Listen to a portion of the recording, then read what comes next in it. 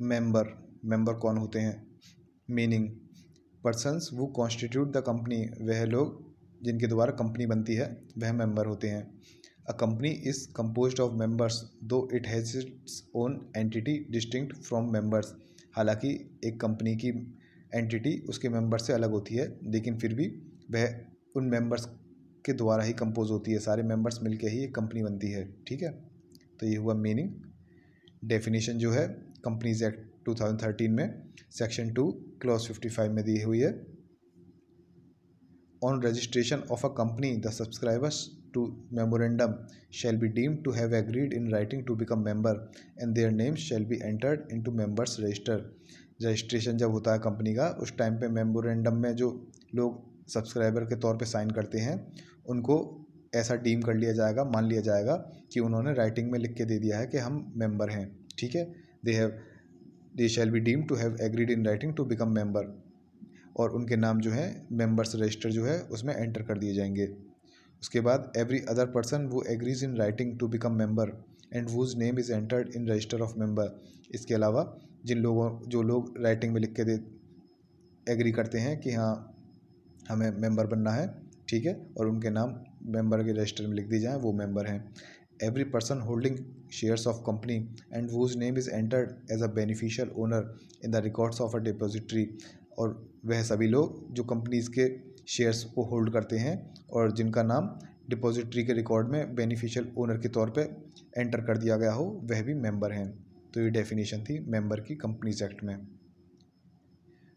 कौन कौन लोग मेंबर बन सकते हैं? माइनर पर्सन, एक माइनर हो वो मेंबर बन सकता है। कैसे? The guardian can enter into written contract with company on behalf of minor, वो माइनर के बिहाफ पे उसका गार्जियन जो है कंपनी के साथ कॉन्ट्रैक्ट कर सकता है। ठीक है, ऐसे वो माइनर मेंबर बन जाएगा। लेकिन वो मेंबर उन्हीं शेयर्स को लेके बन सकता है जो कि फुली पेड हैं, जिन पे कोई अमाउंट अनपेड नहीं बचा, जिनका पूरा पेमेंट कर दिया गया है शेयर्स का, उन्हीं शेयर्स के थ्रू वह मेंबर बन सकता है। नो लायबिलिटी ड्यूरिंग माइनॉरिटी, जब तक वह माइनर है उस माइनर की कोई लायबिलिटी नहीं होगी। इंसॉल्वेंट पर्सन, दिवालिया पर्सन जो है, he can not become member, कोई दिवालिया कोई मेंबर नहीं बन सकता। Existing shall remain member as long as name in register, अगर वो पहले से ही किसी कंपनी का मेंबर है तो वो तब तक मेंबर रहेगा जब तक उसका नाम रजिस्टर में है। कोई कॉरपोरेशन हो, कंपनी हो, अ कॉरपोरेट बॉडी और company being legal person can become member of another company. Corporate body और कंपनी जो है एक लीगल पर्सन है, वैधानिक व्यक्ति हैं, इस कारण वह मेंबर बन सकते हैं किसी और कंपनी के। Partnership firm not being incorporated body not legal person, partnership firm जो होते हैं वो इनकॉर्पोरेट बॉडी नहीं होती, इसलिए वो ना ही लीगल पर्सन होते, इसलिए वह मेंबर नहीं बन सकते। फॉरेनर और नॉन रेजिडेंट इंडियन एनआरआईज, ये लोग मेंबर बन सकते हैं, लेकिन इनको आरबीआई की परमिशन चाहिए, with permission of RBI. Receiver, किसी शेयर्स के लिए अगर कोई रिसीवर नियुक्त किया गया है, he can not exercise membership rights attach to the shares, उन शेयर्स के साथ जो मेंबरशिप राइट्स हैं उनको एक्सरसाइज नहीं कर सकता, उनका इस्तेमाल नहीं कर सकता, unless an order is made in the proceeding, जब तक किसी प्रोसीडिंग में कोई ऑर्डर दिया गया हो कि आपको ये मेंबरशिप राइट्स एक्सरसाइज करने हैं, तब तक वह एक्सरसाइज नहीं कर सकता जब तक ऑर्डर ना हो। Joint share holders jointly become member, कोई दो share holder joint share holder हैं, दोनों जॉइंटली किसी शेयर्स को होल्ड करते हैं तो वो एक as a single member treat किए जाएंगे, वह जॉइंटली मेंबर बन जाएंगे, तो ये लोग मेंबर बन सकते हैं। Modes of acquiring membership, membership कैसे कैसे मिल सकती है? Subscribing to memorandum, deemed agreement, जैसे हमने डेफिनेशन में देखा था, जो सब्सक्राइबर होते हैं मेमोरेंडम में जो साइन करते हैं एज अ सब्सक्राइबर, वो डीम्ड मेंबर माने जाएंगे कि उन्होंने राइटिंग में दे दिया है कि हाँ हमें मेंबर बनना है, वह मेंबर माने जाते हैं। Qualification shares, persons being named in articles as director signs and filed an undertaking to take any pay for his qualification share same position as if signed memorandum for those number of shares, अगर articles में किसी व्यक्ति का नाम as a director लिखा गया है और वो अपने क्वालिफिकेशन शेयर्स के लिए पे ले रहा है, उसने ये अंडरटेकिंग साइन कर दी है, फाइल कर दी है, तो वो भी ऐसे ही माना जाएगा जैसे मेमोरेंडम में साइन कर दिया है, ऐसे ही वो मेंबर माना जाएगा। ठीक है, उसकी सेम पोजीशन होगी। बाय एप्लीकेशन एंड अलॉटमेंट, अगर कोई व्यक्ति अप्लाई करता है शेयर्स के लिए और उसको शेयर्स अलॉट कर दिए जाते हैं और उसका नाम जो है रजिस्टर में लिख दिया जाता है, तो वो मेंबर बन जाएगा। By transfer of shares the transferee apply to company to include name in register. अगर ए है, उसके पास शेयर हैं, उसने बी को शेयर्स ट्रांसफ़र कर दिए हैं, तो बी कंपनी में अप्लाई करेगा कि हाँ जी ऐसे ट्रांसफ़र हो चुका है, अब मेरा नाम रजिस्टर में लिख दिया जाए, तो बी मेंबर बन जाएगा। Transmission of shares, share transmit होने पे बाय ऑपरेशन ऑफ लॉ, कानून के तहत ये कैसे होता है, जैसे अगर किसी व्यक्ति की मौत हो जाती है तो उसका एग्जीक्यूटर या फिर सक्सेसर जो है, वारिस जो है, he gets shares transmitted and name entered in register, वो शेयर्स ट्रांसमिट करवा लेगा और अपना नाम उसमें रजिस्टर में चढ़वा लेगा। इसके लिए जैसे ट्रांसफ़र के लिए डीड चाहिए होती है, इसके लिए ऐसी कोई डीड वगैरह नहीं चाहिए, ये बाय ऑपरेशन ऑफ लॉ होता है, इसमें डीड वगैरह लगाने की ज़रूरत नहीं है, डीड के थ्रू एग्जीक्यूट नहीं होगा, कोई इंस्ट्रूमेंट की ज़रूरत नहीं पड़ेगी ऐसे। बाय एक्विसेंस और एस्टोपल, एक्विसेंस मतलब एक्नॉलेज कर लेना, मान लेना, या फिर एस्टोपल मतलब पहले अगर कोई अपने आप को मेंबर मान लेता है बाद में मना नहीं कर सकता। ये कैसे है, if name of a person is entered in a resistor by mistake और इनएडवर्टेंस ऑफ कंपनी, अगर किसी व्यक्ति का नाम कंपनी के रजिस्टर में, मेंबर्स के रजिस्टर में लिख दिया जाए कंपनी की गलती से या कंपनी के इनएडवर्टेंस से, तो the person does not object, और जो व्यक्ति का जिसका नाम लिखा गया है वह ऑब्जेक्ट भी ना करे, वह इसका विरोध भी ना करे, and holds himself out as a member, और आपको अपने आप को एज अ मेंबर दिखाए, then he will be deemed to be a member, तो उसको मेंबर ही मान लिया जाएगा।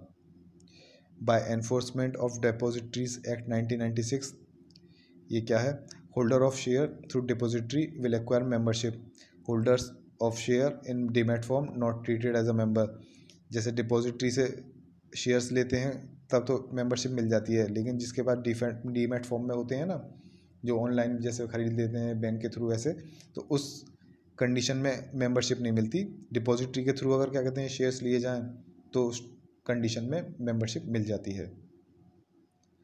टर्मिनेशन ऑफ मेंबरशिप, मेंबरशिप कैसे कैसे ख़त्म की जा सकती है, transfer all shares to another and transfer is registered in company, suppose A के पास 2 शेयर्स हैं, उसने क्या किया, ये दोनों के दोनों शेयर्स बी को ट्रांसफ़र कर दिए, अब ये दोनों शेयर्स बी के पास आ गए, ए से चले गए, और ये ट्रांसफ़र जो है कंपनी में रजिस्टर कर दिया जाए कि ऐसे ऐसे सारे शेयर्स जो हैं ए ने बी को ट्रांसफ़र कर दिए गए हैं। अब बी तो नया मेंबर बन गया, लेकिन ए की जो मेंबरशिप चली गई, टर्मिनेट हो गई। शेयर फॉरफिटेड, सरेंडर्ड और sold by company to enforce lien for unpaid call, अगर कोई शेयर्स पे अनपेड अमाउंट बचा हुआ है और कंपनी उस अनपेड अमाउंट को पेमेंट करने के लिए कॉल करती है और वह व्यक्ति उस व्यक्ति वो पेमेंट नहीं करता है, तो उसके शेयर फॉरफिट कर लिए जाएंगे, कब्जे में ले लिए जाएंगे कंपनी द्वारा, ठीक है। और हो सकता है कंपनी उनको बेच भी दे अमाउंट पाने के लिए, या फिर वह व्यक्ति खुद ही सरेंडर कर दे, तो उस कंडीशन में उसकी मेंबरशिप चली जाएगी। शेयर सरेंडर बाय मेंबर, जब मेंबर खुद ही सरेंडर कर दे शेयर्स को तो उसकी मेंबरशिप चली जाएगी। और प्रेफरेंस शेयर्स अगर रिडीमेबल हैं, रिडीम किए जा सकते हैं और कंपनी उनको रिडीम कर ले, तो तब भी शेयर होल्डर जो है उसकी मेंबरशिप चली जाएगी। मेंबर डाइज, मेंबर ही ख़त्म हो जाए तो उसकी मेंबरशिप चली जाएगी। मेंबर बिकम्स इंसॉल्वेंट, दिवालिया हो जाए, एंड इस share are transferred by official assignee, उस कंडीशन में भी मेंबरशिप चली जाएगी। Member resigns contract of membership, the ground being that the prospectus had fraud, misrepresentation और बाय मिस्टेक, अगर कोई मेंबर अपने मेंबरशिप के कॉन्ट्रैक्ट को रिसाइन कर दे, कैंसिल कर दे कि एक कॉन्ट्रैक्ट में कैंसिल करता हूँ मेंबरशिप का, क्यों, क्योंकि मैंने मेंबरशिप प्रोस्पेक्टस के बेस पे ली थी और प्रोस्पेक्टस में गलत इन्फॉर्मेशन थी, उस गलत इन्फॉर्मेशन के बेस पे मैंने मेंबरशिप ली थी, इसलिए मैं इस कॉन्ट्रैक्ट को कैंसिल कर रहा हूँ, तो उसमें वह अपनी मेंबरशिप खो देगा, उसकी मेंबरशिप चली जाएगी।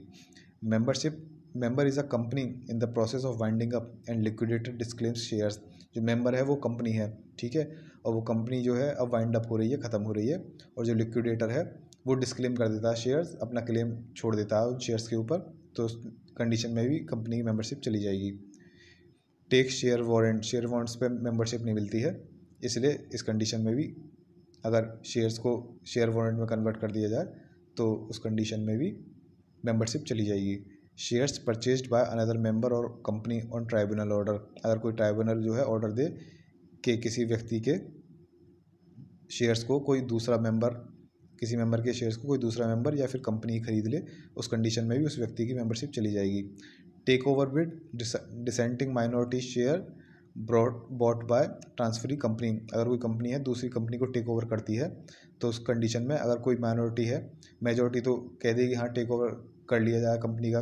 लेकिन माइनॉरिटी उस चीज़ का विरोध कर रही है कि हम नहीं चाहते कि टेक ओवर हो। तो उस कंडीशन में जो टेक ओवर कर रही है कंपनी वह माइनॉरिटी के शेयर्स को खरीद ले तो इस माइनॉरिटी की मेंबरशिप चली जाएगी। Companies liquidation and dissolve, company liquidate ही हो रही है और डिसॉल्व भी हो रही है, ख़त्म ही हो रही है, तो उस कंडीशन जब कंपनी नहीं रहेगी तो मेंबर कहाँ से रहेंगे। Member expelled in accordance with provisions of articles for acts which are detrimental to interest of company. अगर कोई व्यक्ति कोई ऐसा एक्ट करता है, कोई ऐसा कार्य करता है जो कंपनी के एक्ट्स कंपनी के इंटरेस्ट के लिए डेट्रीमेंटल है, उसके लिए कंपनी के इंटरेस्ट के खिलाफ है, कंपनी के इंटरेस्ट में नहीं है, तो उस मेंबर को आर्टिकल के प्रोविजंस और रूल्स के अकॉर्डिंग उसको एक्सपेल कर दिया जाएगा, निकाल दिया जाएगा, उसकी मेंबरशिप ख़त्म हो जाएगी। तो ये देखा था हमने मेंबर। ये सभी टॉपिक्स के अगर आपको रिवीजन करने हैं तो ये PDF जो है इसका डाउनलोड लिंक डिस्क्रिप्शन बॉक्स या कमेंट बॉक्स में मिल जाएगा। अगर इंटरेस्टेड हो तो वहाँ से आप ले सकते हैं। नेक्स्ट टॉपिक होगा हमारा डायरेक्टर, ये नेक्स्ट वीडियो में देखते हैं।